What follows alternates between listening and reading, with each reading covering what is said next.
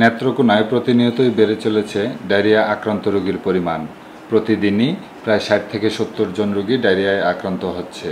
গত ১৫ তারিখ থেকে অদ্যাবধি প্রায় ১৭০০ জন রোগী ডায়রিয়ায় আক্রান্ত হয়েছে।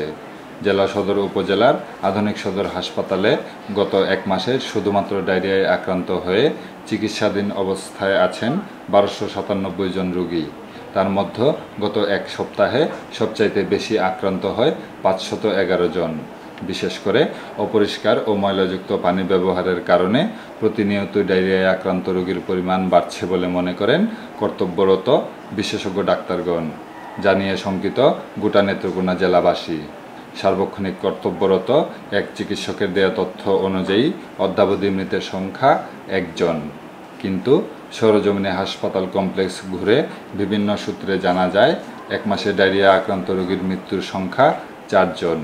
পাশাপাশি গুরুতর অবস্থায় ২ জনকে ময়মনসিংহ মেডিকেল কলেজ হাসপাতালে স্থানান্তর করা হয়েছে। সেই সাথে আক্রান্ত ব্যক্তি এবং স্বজনদের অভিযোগ, পর্যাপ্ত পরিমাণে তারা স্বাস্থ্যসেবা পাচ্ছেন না। সরকারি হাসপাতাল সত্ত্বেও আক্রান্ত রোগীর স্বজনরা জানান প্রয়োজনীয় বেশিরভাগ ওষুধ বাহির থেকে ক্রয় করে আনতে হচ্ছে। ডায়রিয়া আক্রান্ত হয়ে হাসপাতালে আজকে সকাল ৯টার দিকে ভর্তি হয়েছি।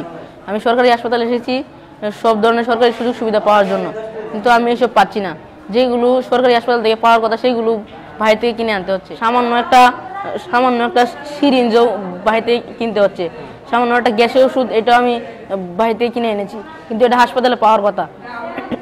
এই হাসপাতালে অনেক কিছু সুযোগ সুবিধা দেওয়া হয়, কিন্তু এগুলো ঠিক মতো দেওয়া হচ্ছে না।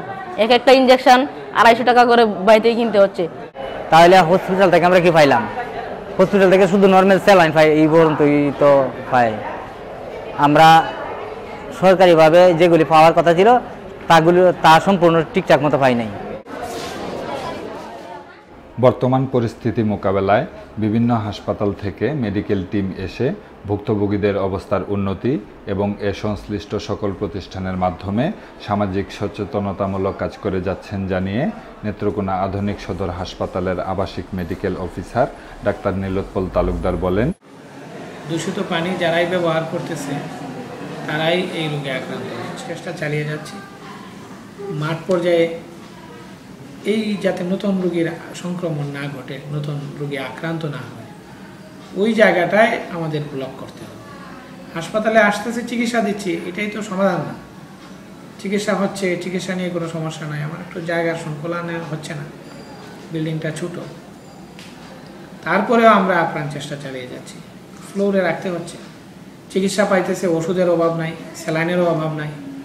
সঠিকভাবে আমার স্টাফেরাও যথেষ্ট আন্তরিক, ডাক্তার সাহেবরা দক্ষতার সাথে মোকাবেলা করতেছেন, কিন্তু যে জায়গা থেকে আক্রান্তটা হচ্ছে ওই জায়গাটা থামানো যাচ্ছে না। যার জন্য পদক্ষেপও ইতিমধ্যে নেওয়া হয়েছে, জোরালো পদক্ষেপ। উপজেলা হেলথ কমপ্লেক্সের পক্ষ থেকে মাঠ পর্যায়ে যারা স্বাস্থ্যকর্মী আছেন ওনারা দিন রাত মাঠে কাজ করতেছেন। দ্যাট ইজ আপনার সচেতনতামূলক যে কর্মসূচি, বাড়ি বাড়ি ডোর টু ডোর যে ওনারা বলতেছেন যে খাল বিল নদী নালার পানিতে আপনারা নামবেন না, মুখ ধুইবেন না, থালা বাসন ধুবেন, ইভেন টাচই করবেন, টিউবওয়েলের পানি ব্যবহার করেন, ইভেন টিউবওয়েলের পানিও ফুটিয়ে ব্যবহার করেন। অনেক মেডিসিন কিনে আনতে হয় বাইরে থেকে, তা ঠিক না। জেলা সদরের তথাকথিত আধুনিক সদর হাসপাতালের জায়গা সংকলনের বিষয়টি বিবেচনায় রেখে বর্তমান পরিস্থিতি নিয়ন্ত্রণে যথাযথ ব্যবস্থা গ্রহণ করবে সংশ্লিষ্ট কর্তৃপক্ষ, এমনটাই প্রত্যাশা ভুক্তভোগী, তাদের পরিবার তথা সমস্ত নেত্রকোনাবাসীর।